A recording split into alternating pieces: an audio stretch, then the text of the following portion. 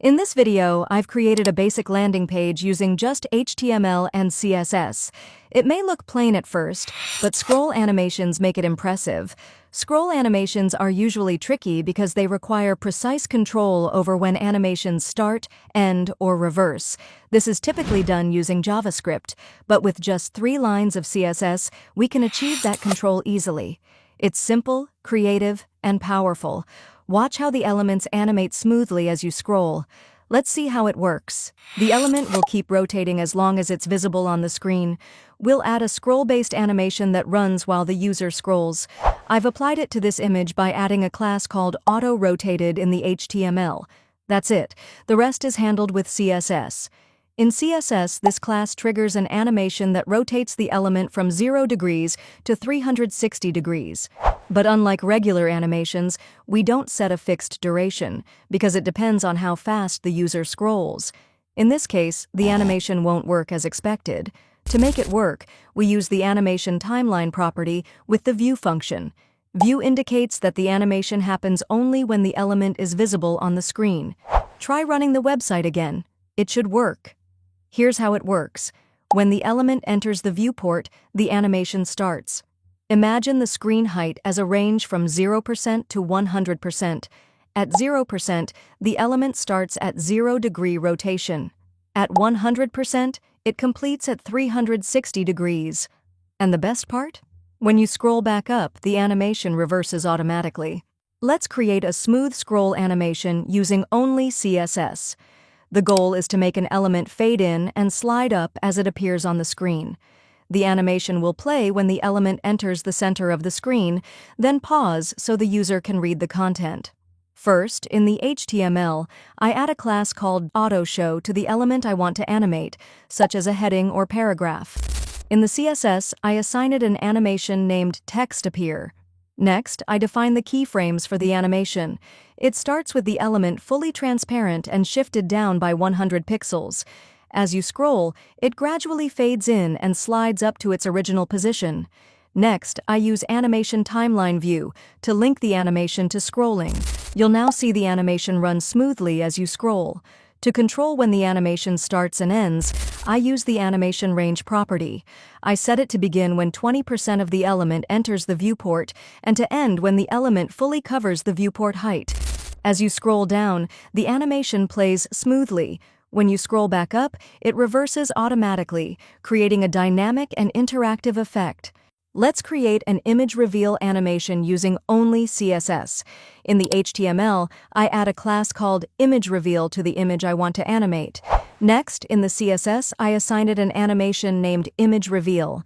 Then, I define the keyframes. The image starts off blurred, desaturated, dark, slightly smaller, and pushed downward. As the user scrolls, it gradually becomes sharp, bright, colorful, and returns to its original size and position. To trigger this animation on scroll, I use Animation Timeline View. The animation will run right. Now, the view function accepts 2 values. The first value controls when the animation finishes. For example, 50% means the animation completes when the element reaches the middle of the screen. The second value controls when the animation starts. For example, 20% means the animation begins when the element reaches 20% of the viewport. So if I use view 50%, 20% the animation begins at 20% and ends at 50% of the viewport height. When using scroll-based animations, always use both value, for better control and a smoother experience. In most cases, using 10% and 5% as your view values works great for subtle scroll-triggered effects, and that's how you create a smooth image reveal animation on scroll. Let's create a popular fade-up animation using only CSS. First, I assign a class called fadeUp to each timeline item that I want to animate. In the CSS, I apply an animation named fadeUp to this class. Next, I define the keyframes. The animation starts with the element almost invisible, slightly pushed down, and scaled to 50%. As the user scrolls, it fades in, moves upward to its original position, and scales up to full size. I add scroll behavior using Animation Timeline: View property. Now you can see the animation working properly. To control when each animation starts and ends, I use the animation range property. For example, the first item uses entry 20% cover 40%, meaning the animation starts when 20% of the item enters the screen and ends when it covers 40% of the viewport. Similarly, the second and third items use entry 40% cover 60% and entry 60% cover 80%, creating a staggered scroll effect. This setup results in a smooth, staggered animation as you scroll through the timeline. Let's create a smooth blur animation using only CSS. In the HTML, I add a class called AutoBlur to the text I want to animate. In the CSS, I assign it an animation named AutoBlur Animation, with a linear timing function and both fill mode to apply styles before and after the animation. Next, I define the keyframes. The animation starts with a strong blur of 20 pixels.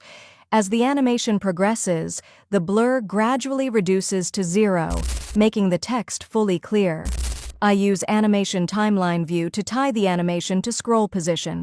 To make the text stand out in the center of the screen, I set the animation to end at 50%, which corresponds to the middle of the viewport. Now the text looks clear in the center, but I also want it to blur again afterward. To achieve this, I set the blur to 0 between 35% and 45% of the scroll range, so the text appears sharp when it's centered. It then blurs again at 70% and finishes with no blur. This approach makes it easy to create smooth blur in, blur out, and sharpen effects while scrolling. Let's create a horizontal scrolling animation using CSS. In the HTML, we add a class called Horizontal Scroll Wrapper.